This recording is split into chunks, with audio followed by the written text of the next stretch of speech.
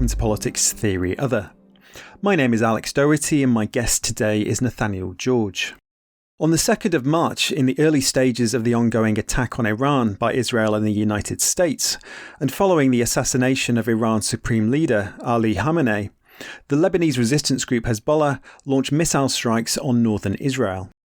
Hezbollah described the attack as a defensive act after more than a year of near-daily Israeli strikes, despite the agreement of a truce between the two parties in the winter of 2024. Israel has since launched major attacks on Lebanese territory, including in central Beirut, that have killed hundreds, and its evacuation orders have caused a massive displacement of Lebanese civilians.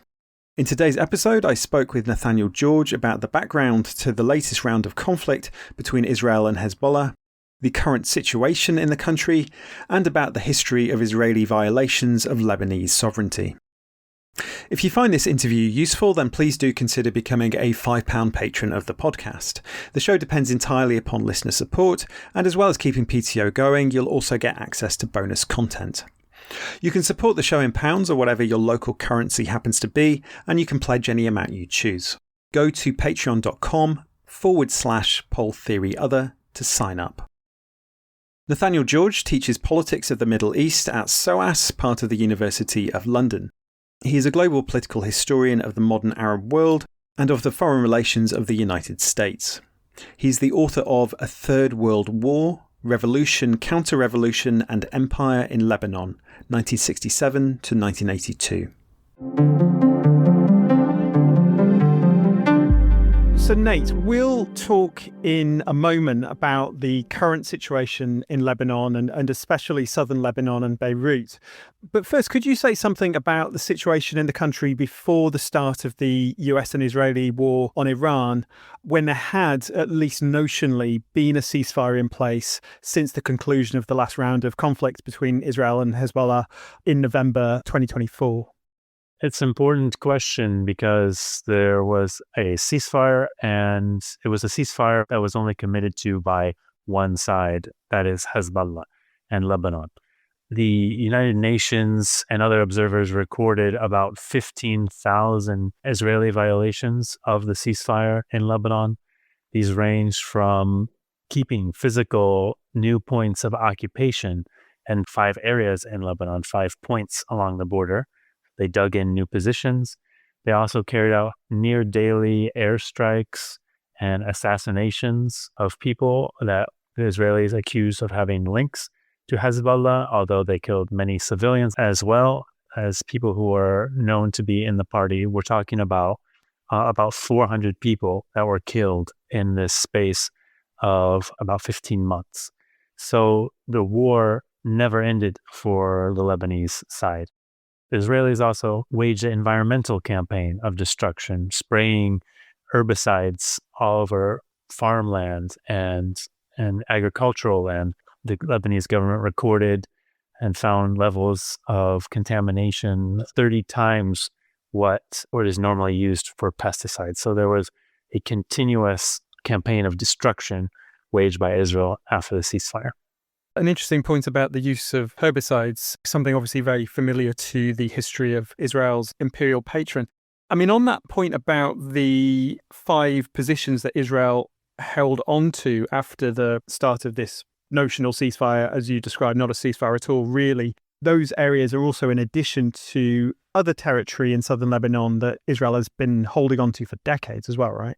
That's correct. There's also the areas of the Sheba farms that have been occupied since 1967, and the village of Hajar, which is also divided between Lebanon and Israeli occupation. Those areas of occupation already existed, and when Hezbollah launched its support front war against Israel on October 8th, 2023, the first places that it attacked were those locations of Israeli occupation of Lebanese territory. So it wasn't firing upon Israel inside of Israel at the beginning. It was then Israel that retaliated deeper into Lebanon, which prompted further expansion by Hezbollah. So one other point about the ceasefire agreement is that Israel is, of course, supposed to cease its fire and halt Israeli attacks and withdraw from Lebanese border entirely. It didn't. It held those places. And the Lebanese state began disarming Hezbollah south of the Litani River, which was specified for disarmament. Now, Israel claims that the agreement stipulated that Hezbollah should be completely disarmed, but that was disputed, and it's not in the text of the agreement that I've seen as was released. I think we might come back to that point about the role of the Lebanese government regarding Hezbollah and these attempts to disarm the group and how the government has become more hostile to Hezbollah over time. But before we come to that, just on the period after the ceasefire was agreed in autumn 2024, what's your sense of the extent to which Hezbollah was able to rebuild its military capabilities, having, of course, been very badly mauled during the 2024 conflict, during which Secretary General Hassan Nasrallah was assassinated and Hezbollah was subjected to the notorious pager attacks? Right. Well, obviously, I don't have inside information about the extent of rebuilding that occurred. But of course, as you say, they took a severe beating in 2024. However, I was always among those that took the claims of the extent to which Hezbollah was damaged and their capabilities knocked out. I took that quite skeptically because on the very last days of the conflict before the ceasefire, Hezbollah extended its range of rockets and was hitting Tel Aviv with the biggest weapons that it had to up at that point, and then decided to agree to the ceasefire. So it seems that this level of fire, as we've seen, has basically picked up from where it left off. The 2024 ceasefire was the pause, and Israel has extended its attacks further than in November 2024, and Hezbollah has picked up with the same or similar intensity, hitting with brand new weapons that they haven't even used before. So the claims of degradation and the numbers that are given out have to be taken with some skepticism. Where are these numbers coming from? We don't really know. Usually it's coming from the Israeli intelligence estimates themselves. Now, of course, Hezbollah's leadership undisputedly was knocked out, maybe the top several layers of leadership. But we can also see that Israel is having much less success with targeting the new leadership this time. So lessons have been learned. It doesn't appear that major Hezbollah leaders have been taken out. Had they been, we would have heard about it more. The Israelis would have bragged about it more, and they seem to be at a loss for specific targets. Yes, and I suppose the situation in Iran shows us that even where decapitation strikes have successfully occurred, that hasn't really had as much impact on the resilience of forces opposing Israel as many might have supposed, and certainly as the Americans and Israelis appear to have expected. Some people were a little bit surprised that Hezbollah elected to launch attacks against Israel in response to the assassination of Khamenei and the broader US and Israeli attack on Iran. Partly this seems to have been because, as we've talked about, Hezbollah's military strength did seem to be at least somewhat reduced as compared to what it had been prior to the 2024 war with Israel. And partly there was also the perception, which I think we're going to talk about in more detail actually, that the Lebanese public were exhausted with conflict and would therefore oppose another round of fighting. How do you interpret the decision to enter the fray? Is it simply due to the strength of the relationship between Iran and Hezbollah, or is it because the group understood this as a real moment of existential threat, that a defeat for Iran might mean that their own fate could really be in question in quite short order if Iran was defeated? That's a great question. Without knowing the internal deliberations, for sure, it appears more to be the latter case. With declared objectives of the U.S.-Israeli assault on Iran from the very first day when Donald Trump announced that this is going to be the end of the Islamic Republic government. So that would be an existential threat to Iran, obviously. And if Iran fell, the major patron, as everybody knows, and as Hezbollah freely admits, this is their main ally, this is their sponsor, this is where they get funding, political support, and weapons from. If that's taken out, they would be existentially threatened as well. And the Israeli cabinet was already discussing even on the night where Hezbollah broke the ceasefire from their end for the first time, which had always been broken before that by Israel every single day, without any international outcry or even much domestic outcry outside of pro-Hezbollah circles, basically. This decision was in response to a likely Israeli offensive coming, if not immediately, then certainly after their goals in Iran were achieved. And they calculated that for the first time, they wouldn't be fighting alone as well. Had to be a major calculation. Iran had already begun its massive counterattack by the time that Hezbollah entered the fray on it was, I believe, Sunday and Monday night, and shocked many people, myself included. I was not expecting it either after we had seen quiet for so long. And many people were rightly concerned about what would come from this. But this is actually also not new in the history of Israeli invasions of Lebanon either. They've always occurred after some kind of small operation by a resistance group has attacked. 1982 invasion was launched after Abu Nidal group had an attack against the Israeli ambassador in the UK, I believe, that did kill him. And then Israel used that pretext to launch the biggest invasion of Lebanon ever and attempt to install a collaborationist government at the time. There's long been speculation about the Abu Nidal group, right, in terms of their relationship with Israeli or Western intelligence services and so on.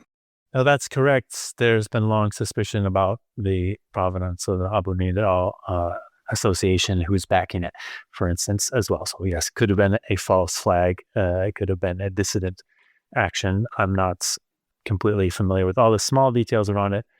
But the point is that the wars in Lebanon, the Israeli invasions of Lebanon, are often preceded by small acts of resistance or small acts of defiance that are questioned and met with huge public outcry as to, well, why did this happen? And anger at those groups. Only then for that anger to subside as the extent of Israeli brutality rally people around the resistance eventually.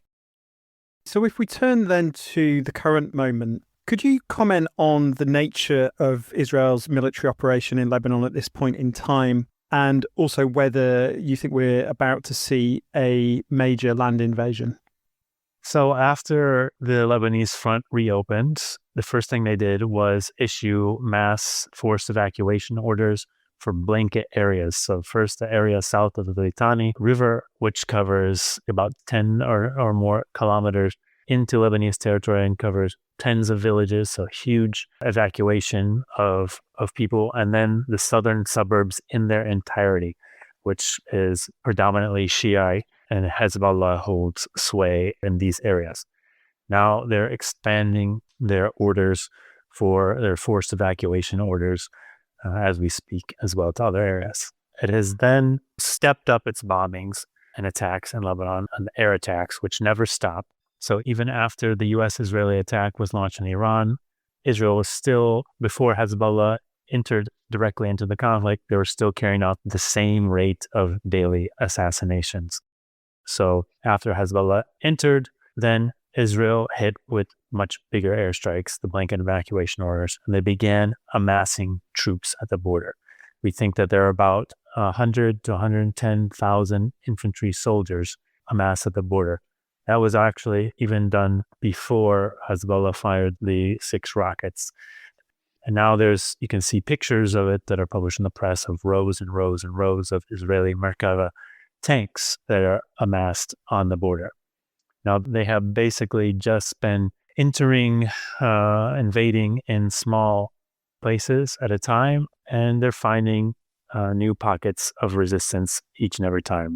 There's reports of many Merkavas already being destroyed by Hezbollah, which is not surprising. Hezbollah was highly effective against the Israeli tanks in 2006 and in the last ground war in 2024. So they're obviously very cautious about what they're doing. They're only poking in with small groups of commandos, again, similar to 2024, and being repelled each time. They might be taking a few more pieces of the border here and there, in which Hezbollah hasn't engaged them yet, as they're waiting to draw them in deeper.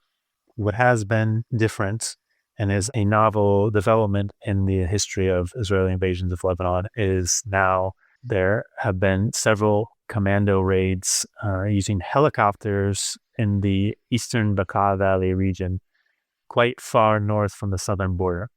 And that was done by Israeli helicopters coming in from the direction of Syria.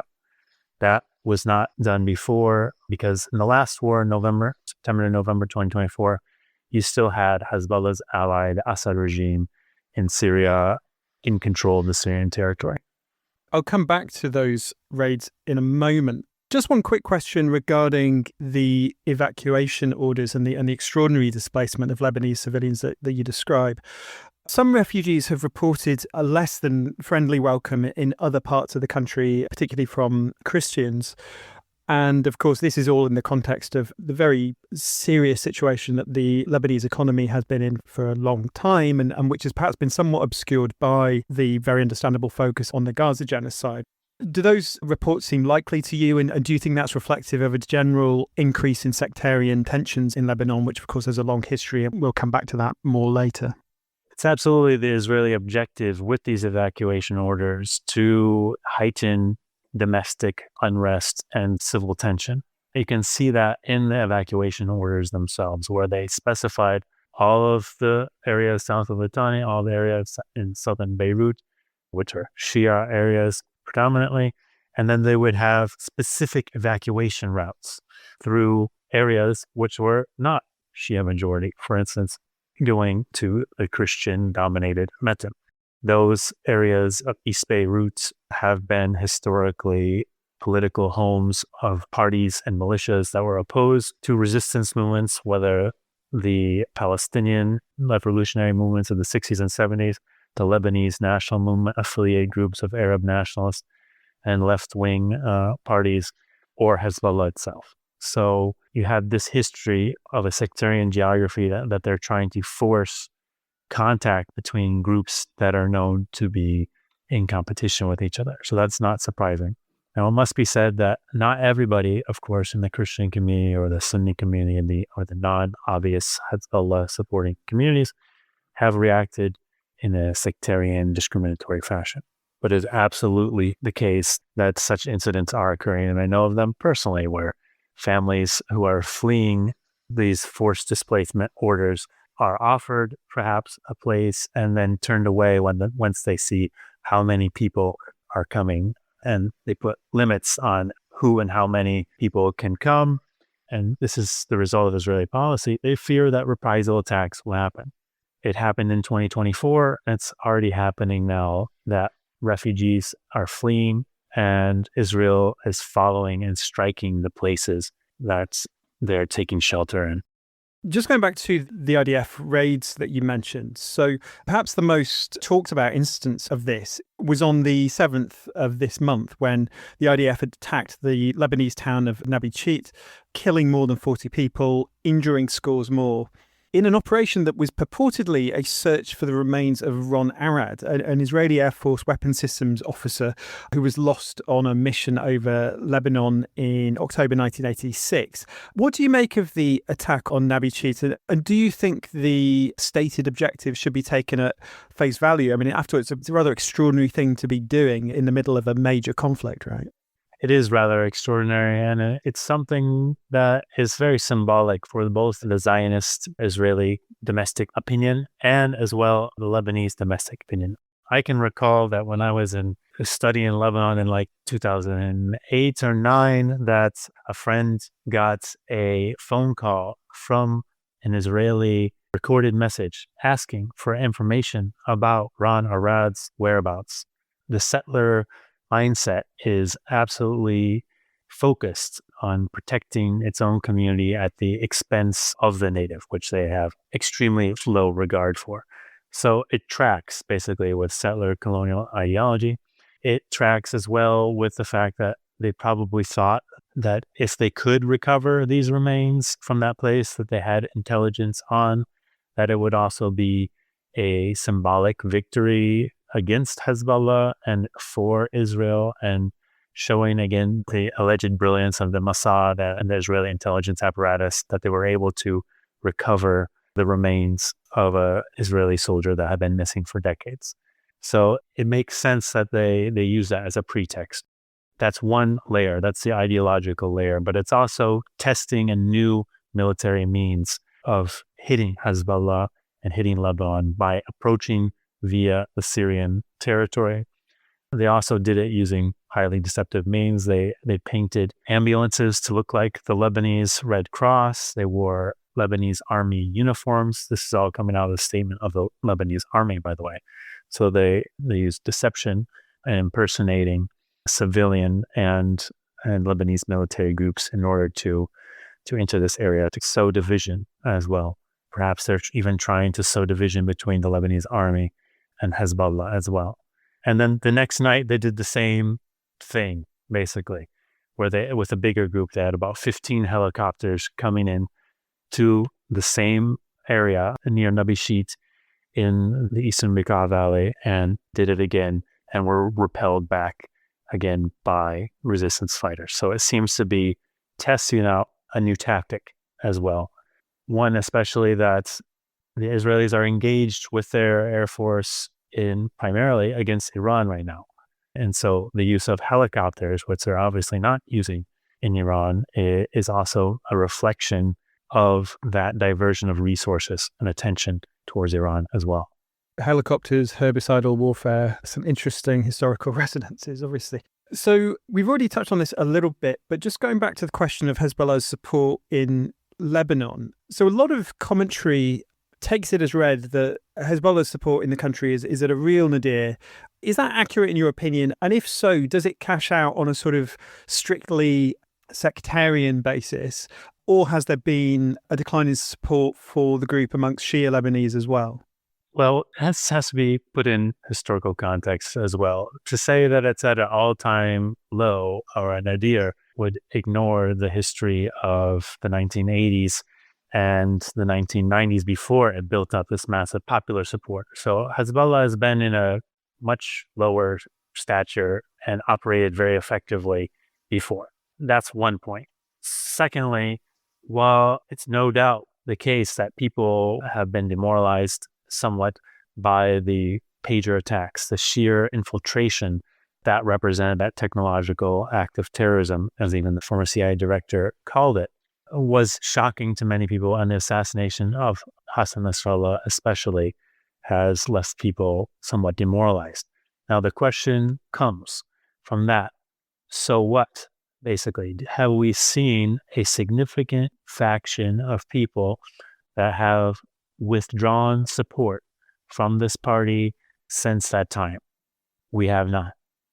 We have seen the voices that have always been opposed to Hezbollah and the resistance project in general, any resistance project, become emboldened and demanding ever more increasing concessions from the party and the group, ultimately including the dissolution of the party, in fact, if not the outright disarmament as well. So we can see that adversaries of Hezbollah have no doubt been emboldened. But have we seen a decline in support in terms of its own constituency? We don't really have any evidence of that. And of course, people are hugely suffering at the moment and thrown into a precarious situation of being displaced from their villages, from their homes, and reacted immediately to the news with dismay, many people inside and outside the group. But that reaction, again, has quieted down as the campaign has progressed. And it doesn't look like the supporters of Hassan Nasrallah and Hezbollah, and more generally, have made any shift from within the party's constituency itself. You then have lots of people that are outside of the environment of direct support for Hezbollah that support resistance in various ways.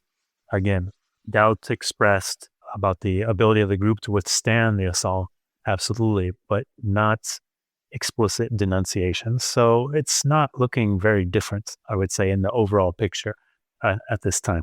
Yes, I wonder also whether a certain dynamic that we might see going forward is that because of the just extraordinary belligerence of Israel and the way it's very much a sort of, obviously this dynamic is always pertained to some extent, but increasingly become a state which is constantly in conflict, constantly at war with its neighbours at a really incredible degree, that the effort to foster sectarian divisions might be harder for Israel because a recognition that there is no durable peace with Israel becomes increasingly apparent. Oh, it's an important point that you make. Israeli intervention in Lebanon has been historically, in the long run, extraordinarily counterproductive for Israel. It started off from the very beginning, the very foundation of Israel. In 1948, Israel invaded Lebanon, took over border villages, the southern border strip that's always a front of this 100-year war for Palestine, 100-plus-year wars for Palestine. These villages themselves have experienced displacement, death, and massacre from 1948. You had Hula, for instance, to take one famous example, where a 1948 massacre of about 100 men and boys in the village by what became the IDF in this massacre that showed no one will be spared, no one is safe. And then you had this continuous escalation of attacks throughout the 1960s, 1970s, the 1982 invasion. In the 60s and 70s, they fought against the left and the PLO, and they thought they ejected the PLO in 1982, and they got a more effective force in Lebanon with Hezbollah out of that. So all the things that they're trying now, they've tried before. It doesn't look like it's going to produce a different result. Let's talk a little bit about the Lebanese government. On the 8th of February last year, Nawaf Salam became Lebanon's 53rd Prime Minister, having previously been President of the International Court of Justice, with his appointment coinciding with South Africa's genocide lawsuit against Israel, launched in 2024. Could you say a bit about Salam and what your assessment is of his time in power, and also how he's related to Hezbollah and this effort to marginalize or disarm the group? So Nawaf Salam is an interesting figure in many ways. He comes himself, it's important to know that, first of all, the Lebanese prime minister, according to a long-term customary practice and then was institutionalized in the Ta'if agreement, the prime ministership has to be held by a Sunni Muslim. And it is the most powerful political office. So he's Sunni Muslim. He comes from a prominent political family. The Salam family is historically one of the linchpins of Lebanon's Zaim class, that is the political clientelist bosses, the families of notables that have run Lebanon in clientelist fashion in terms of they have constituencies, they provide services, positions, favors, and that's kind of what keeps them in power, like a political machine, kind of a machine politics system. So he has a lineage of several prime ministers in his family, whether his grandfather or his uncle. These were prominent sort of members of the Lebanese urban Sunni Muslim upper class, basically. So he comes out of that tradition and social background. He himself, in the 1960s and 70s, was historically close with the Palestine Liberation Organization. He had a position in the planning departments of the PLO, was close to Fatah for a time being specifically. So he has a background as well of Arab nationalism and anti-colonial pedigree. Now, like many of his generation that experienced the defeats of the 1970s and 80s, he changed his politics accordingly and became disillusioned with the line of armed struggle, anti-colonial resistance. He became an academic in the Western world. He worked in Paris.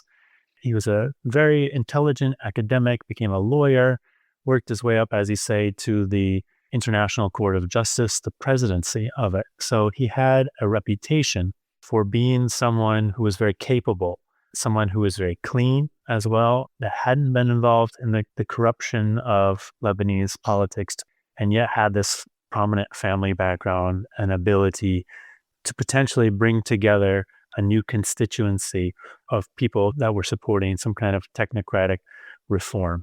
And it's important that he left the International Court of Justice presidency during the time in which there was South Africa's case against Israel accusing it of committing genocide. He was presiding over that case. We see that he helped shepherd it through, and then he left that position in order to take up the premiership in Lebanon. So it was a surprise to, for instance, for Hezbollah and its coalition, when he took up the office. He was thought to be a surprise imposition that was more powerful than maybe they had anticipated. They were looking to have a more consensus figure.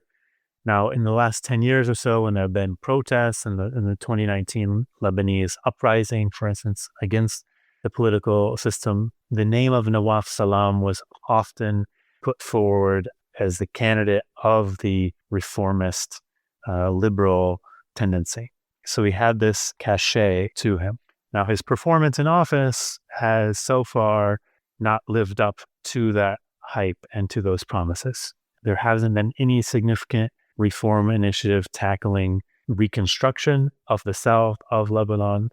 It made disarmament of Hezbollah the sole and singular policy.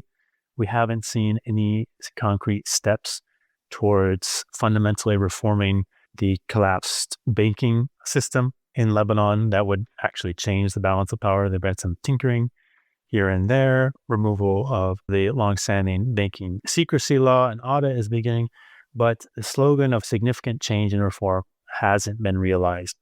Whereas the key constituency that the Salam government seems to be responding to are external actors, namely the U.S. and behind it, Israel.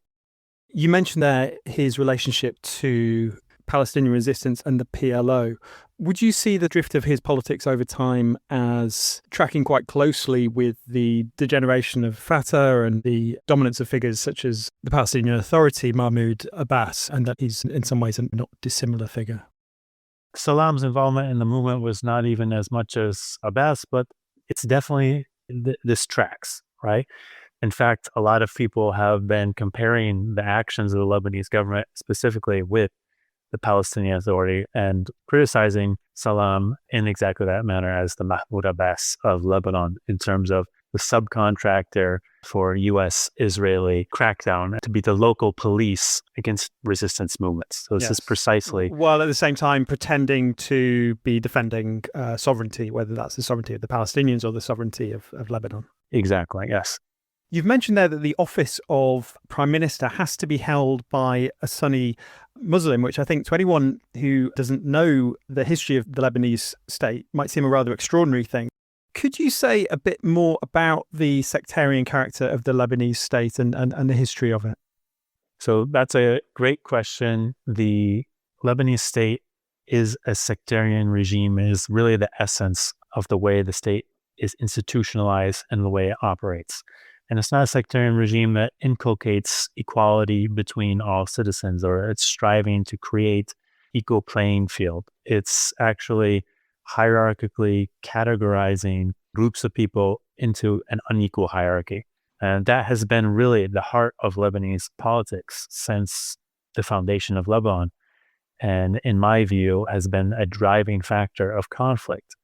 And in a way that doesn't match the demographic distribution, which inspires resentment, basically, amongst groups that are relatively powerless or that have limits on their power placed. And that is also a key aspect of why Hezbollah exists and persists, basically, as well. The Shia are largely, widely thought to be the plurality of Lebanese population. Not an outright majority, but the largest single religious group. And they have the top three offices in the state are the prime minister, which has to be Sunni Muslim, the president, which has to be Maronite Christian, and the speaker of parliament, who has to be a Shiite Muslim.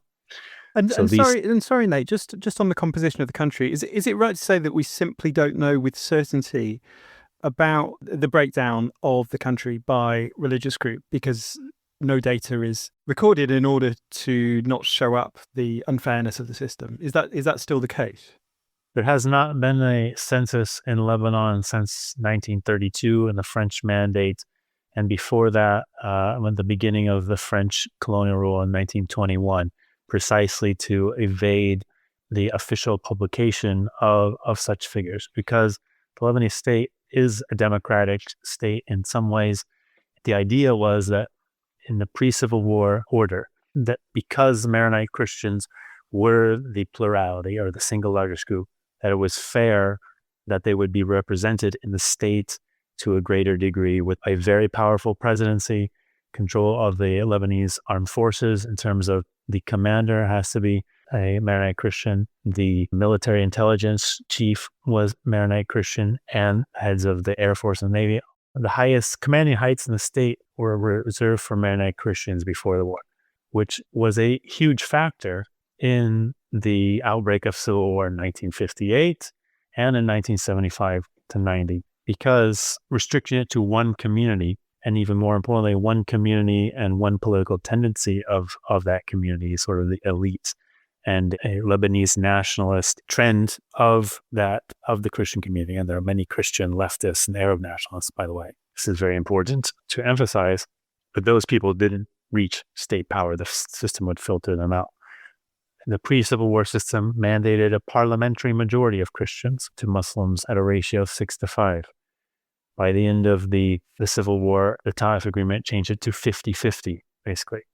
And the Lebanese National Movement, that is the alliance of leftist parties in the Civil War, and the late 1960s and 70s movement, they called for the abolition of the system, the institution of a one-man, one-vote secular state that abolished the system of confessional representation and had an electoral law that considered Lebanon as one unified district drawn from proportional representation. That was the plan of the left, what they were fighting for in the early years of the Civil War. That was prevented from being implemented, even when it looked like they were going to win, through the U.S. arranged intervention of Syria and then Israel to divide the country and to support the Lebanese right wing and Lebanese Christian nationalist groups as well. Inequality and hierarchy is a serious driver of conflict. And it's no coincidence that Lebanese Shiite are the biggest group with the least amount of power, and that's seen as a contradiction, of course, by many people in the country, not only Shia. And the government overrepresents Christians and Sunnis as a result and underrepresents Shia. So there's many layers of inequality and hierarchy that cut across the sectarian divide, the class divide, and that help to perpetuate the conflict, domestic and international conflict in Lebanon, because of a general lack of legitimacy of the Lebanese state institutions themselves. They can't reproduce themselves without problem.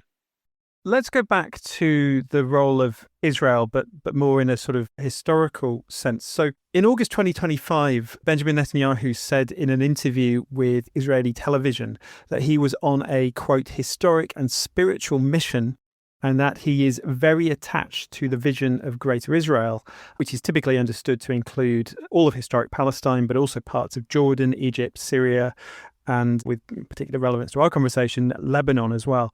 Could you say a bit about the history of the concept of Greater Israel and the scope of Israeli designs on Lebanese territory?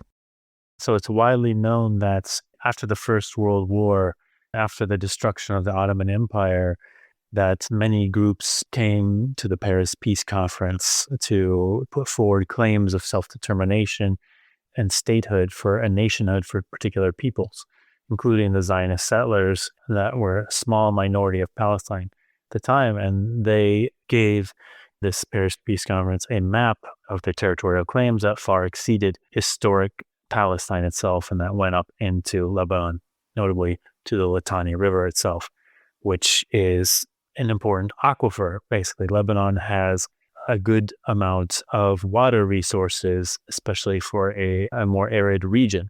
And an increasingly arid region, of course, right? In an increasingly arid region due to climate change. So water politics have been at the forefront of Israeli designs on Lebanon since that point, since 1919. And then after the state was formed, there were attempts in the 1950s to divert the waters of the Jordan River and its tributaries. And so there was a struggle in the early 1960s, especially around water resources. The first act of Fatah's armed struggle in 1965 was to sabotage the Israeli national water carrier. There's a huge amount of diversion of water resources in the West Bank from Palestinians to Israeli settlers. So you have that. You have an environmental reason from that and a long-standing designs on it too. You have the Zionist idea that, well, the Arab and Muslim sea around us is hostile, that we need to break it up into smaller pieces, into smaller groups, antagonistic to each other. And one way of doing that is by having small sectarian statelets, of which Lebanon could represent a smaller Lebanon, ideally centered around the Maronite Christian community and the Mount Lebanon region. That Ben Gurion wrote about this in his diary in the 1950s, that we could establish and work to establish a small Maronite state there that would align with these sort of Maronite nationalist aspirations and be an ally of Israel as well. So you have then the religious claims as well. Southern Lebanon has religious sites, tombs that are of note to Muslims, Christians, and Jews themselves. Of course, Lebanon was directly occupied, the southern region, from 1978 to 2000, with even smaller pieces before that. In 1970, the Israelis started building military posts inside Lebanon at that time. They're small, they're not manned all the time, but the idea of a buffer zone against Arab resistance groups that were operating is obviously a widespread and long-standing strategy that they have, which is part of the bigger project of a greater Israel all the way to the Euphrates, which was a project recently endorsed by the U.S. ambassador to Israel, Mike Huckabee. Further on that, Israel has a long history of supporting far-right, counter-revolutionary and Christian supremacist groups in Lebanon. The most notorious moment in that history, of course, coming with the Sabra and Shatila massacre in 1982, when thousands of Palestinians and Lebanese Shia were murdered by Christian militia with the support of the IDF. Can you say a bit more about that history of Israeli support for extreme far-right and even genocidal groups within Lebanon? Yes, this has been the main constituency of Israel and Lebanon, have been far-right Christian, counter-revolutionary, Christian supremacist groups. These include, most notably, the Kataib or Phalange Party, most notably, which has long-standing links to the Israeli state. They were funded in the 1950s, Israeli documents have revealed. And in the Civil War, they were openly military aligned, supplying weapons to the Phalange. And then groups that were even further to the right, like Guardians of the Cedars, the Front for Liberation of Lebanon from Foreigners, which Ron Bergman, an Israeli investigative journalist, confirmed in his recent book was more of a Israeli front group than anything else. But nonetheless, the foot soldiers were hardcore Lebanese Christian supremacists. One of their famous acts was the attempted assassination of the Shiites leader Mohammed Hussein Fadlallah in the southern suburbs of Beirut in 1983-84, I believe, which was the most deadly car bombing in history up until that time, killing some 80 people, injuring many more, and failing to reach its target. This group also even tried to assassinate the U.S. ambassador to Lebanon, John Gunther Dean, who is himself Jewish, by the way, because they didn't like his condemnation of Israeli attacks in Lebanon in the late 1970s. That's not widely known, but it's something that the ambassador Dean himself maintained until his death, that the Israelis were behind that. And there's quite some evidence to show for that. These groups saw in Israel a living example of a successful non-Arab, non-Muslim, ethno-nationalist state, a model that was closely allied to the West. Their preferred alliances in international relations with the imperial West. They saw themselves as inheritors of Western civilization itself, or even progenitors of it, these groups. And I've written an article about this intellectual history, especially on the figure of Charles Malik, who was a Lebanese philosopher and statesman and theorists for the Lebanese Front Christian militias that extensively goes into this history if anyone is looking for more on that. And he believed it was explicitly counter-revolutionary in his political philosophy, seeing that empire and hierarchy were the preferred form of political organization for him. He wasn't interested, and these groups never fought for political equality between groups. They fought for entrenched supremacy of Christian political power in Lebanon and fought to preserve it. And these were armed and trained by Israel throughout the civil war, basically. And the remnants of those groups today, and the Phalange Party is still a main Christian political party. This is who they've been fostering as their preferred interlocutors, along with the United States in Lebanon. And that's who they're relying on again today, despite their diminished stature.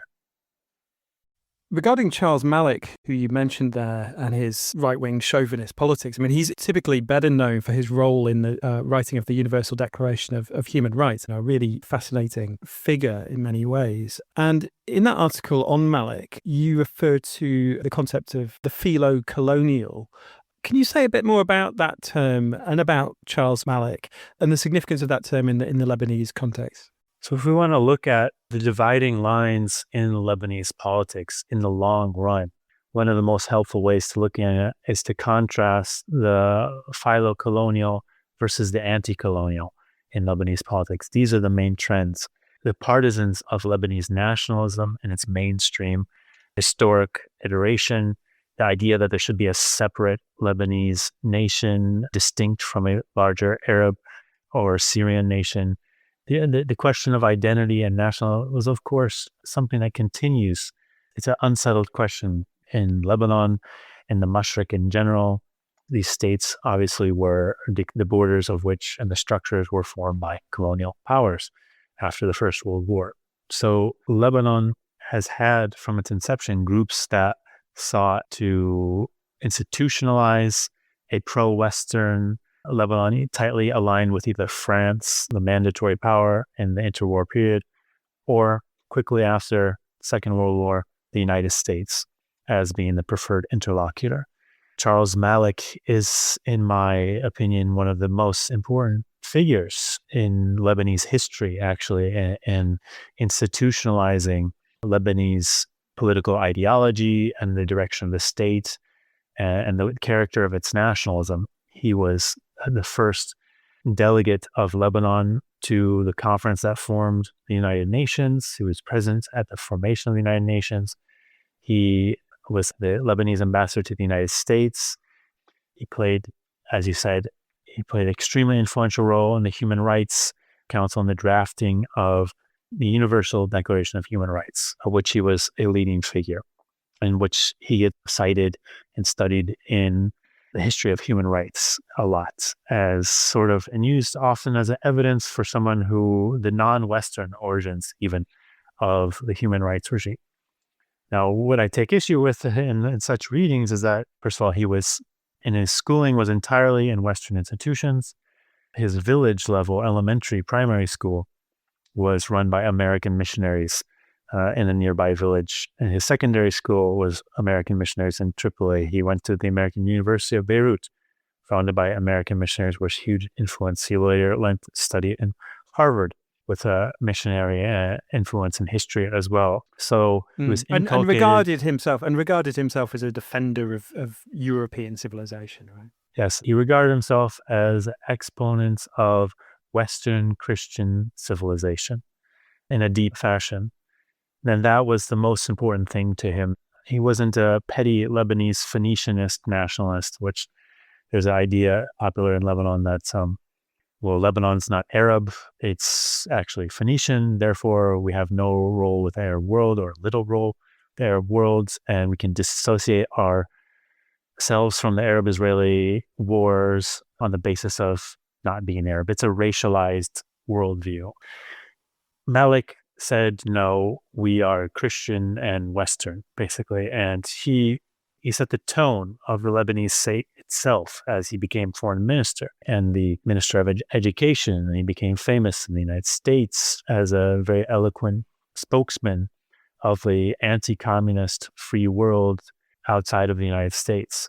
And because of his role in writing the Declaration of Human Rights, you still hear these cliches that Lebanon is a country of human rights, for instance, because of its prominent role in international fora. People are still, working within that paradigm. But what they don't realize and often leave out is that he was quite a committed partisan of Christian militias in Lebanon and was part of the founding organization and all the way till his death, the coordinating committee of the Lebanese Christian militias, which he at first named as the Front for Freedom and Man in Lebanon, which then became the Lebanese Front, simplified by one of his ally, Shamoun, who was less intellectually capable and expansive, let's say. Anyway, he was a total partisan of the Christian militias, became the mentor of Bashir Gemayel, who was and still is the symbol of Maronite Christian nationalism and Maronite power of the state and the rhetoric of a particular kind of Lebanese sovereignty allied with the United States and Israel. He was armed and trained, and his military organization was armed and trained directly by Israel as well as the United States. So he's kind of the principal theorist, I argue, of the Lebanese right wing.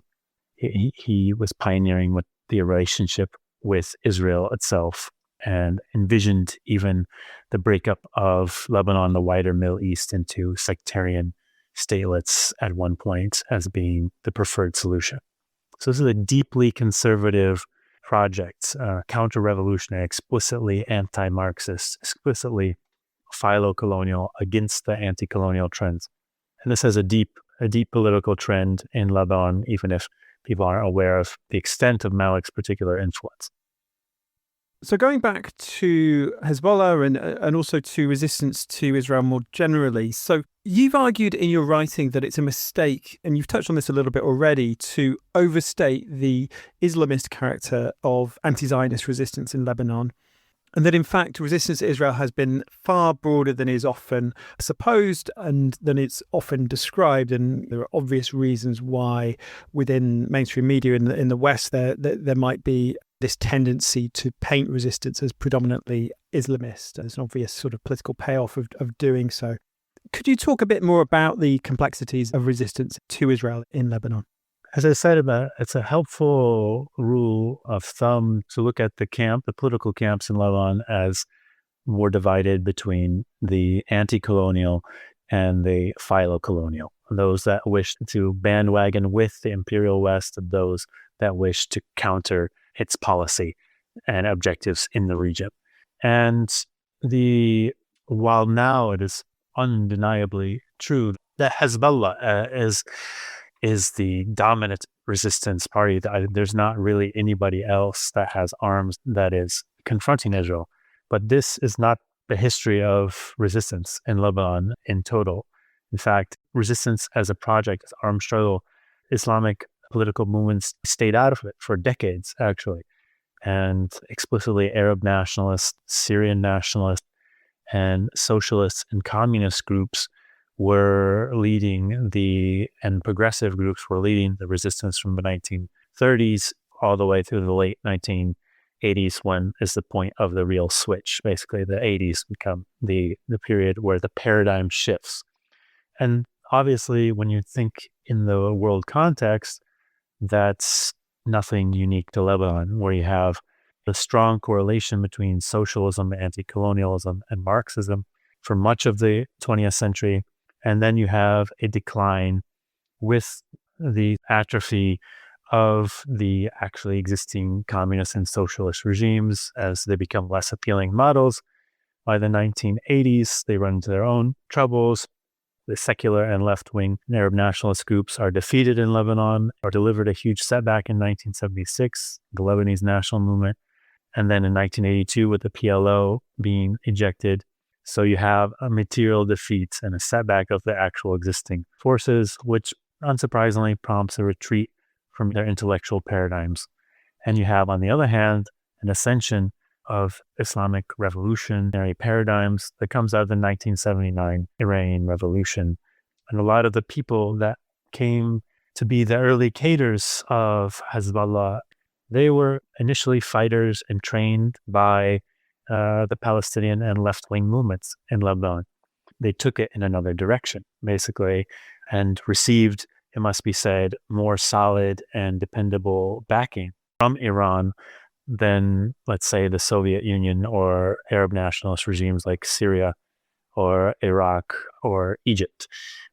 The commitment that the Iranian patronage played, as well as the background of the cadres that made Hezbollah itself as the people from the south. The Shiite Lebanese felt the burdens of occupation more than others in their experience because of their geographical concentration in the south.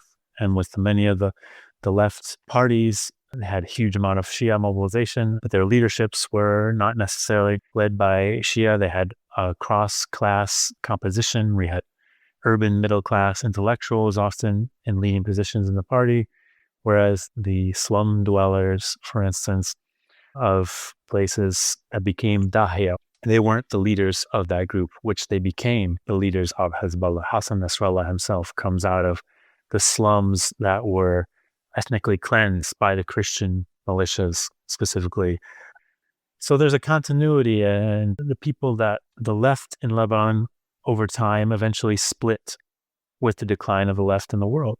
You had a faction that went toward a more pro-Western, anti-resistance direction that thought negotiations, a peaceful settlement would be possible with Oslo, for instance, that the armed struggle had led nowhere except for destruction.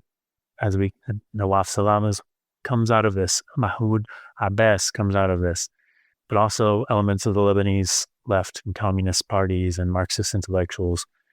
A group of them drifted in a fashion that was aligned with the West, whereas the other group that held on to the principles of resistance and armed struggle eventually found themselves more at home in support of Hezbollah.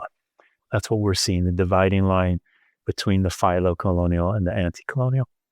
So, Nate, you've argued that despite the reversals that Hezbollah has experienced recently, that Israel's ongoing attacks on Lebanon will continue to foster increased resistance. Can you explain why you're confident about that, and that is a more likely outcome than perhaps the development of greater sectarian violence internal to Lebanon, and that we will see that increase in resistance in response to Israel and its constant infringements on Lebanese sovereignty?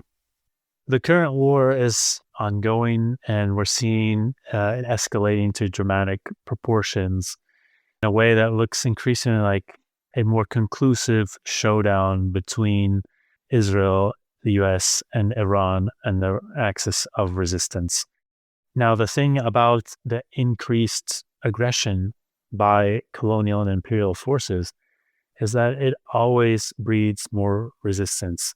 The conditions of victory, the aims that Israel and the United States have set for themselves in Iran or in Lebanon are so high that they're inevitable in the long term to cause a resumption of resistance.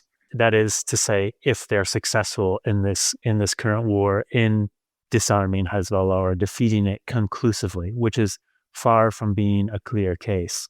In fact, it's quite doubtful that we've seen the whole repertoire of Israeli interventions and attacks sponsoring either right-wing, extremely sectarian and partisan militias to attack parts of the population that support resistance.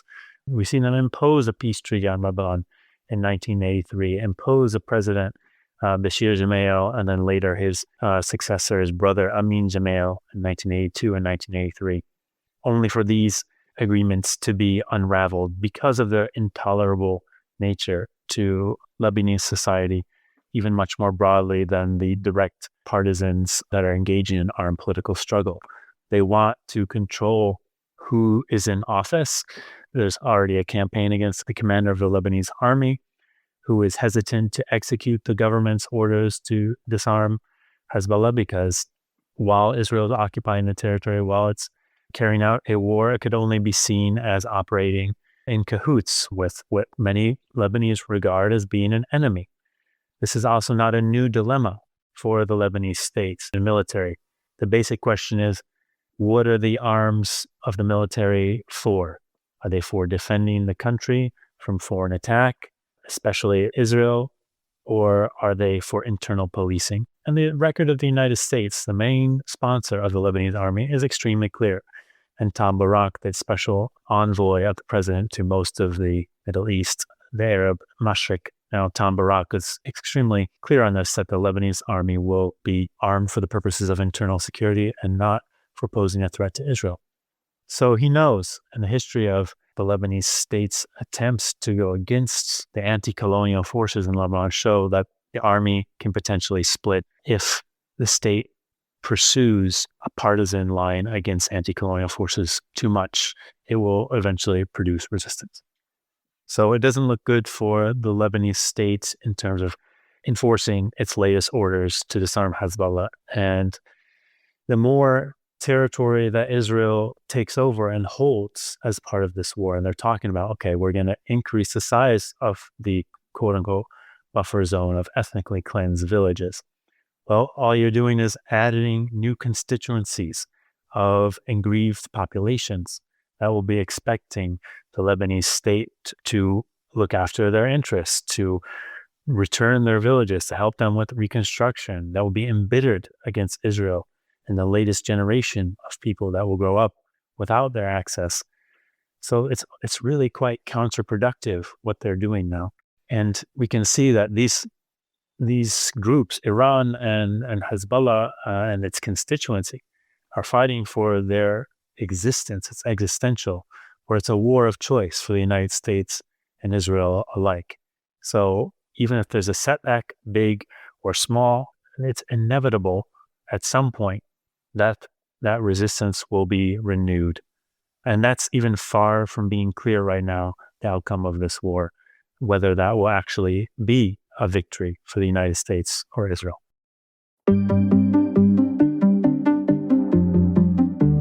You've been listening to Politics Theory Other. If you've been enjoying PTO and finding it useful, then please do consider becoming a £5 supporter on Patreon. The show depends entirely on listener support, and if you sign up, you can access bonus content, including listener questions episodes with PTO guests. Go to patreon.com/poltheoryother to sign up. The show's music and graphic design is produced by Planet B Productions. Thanks as ever for listening. I'll be back soon.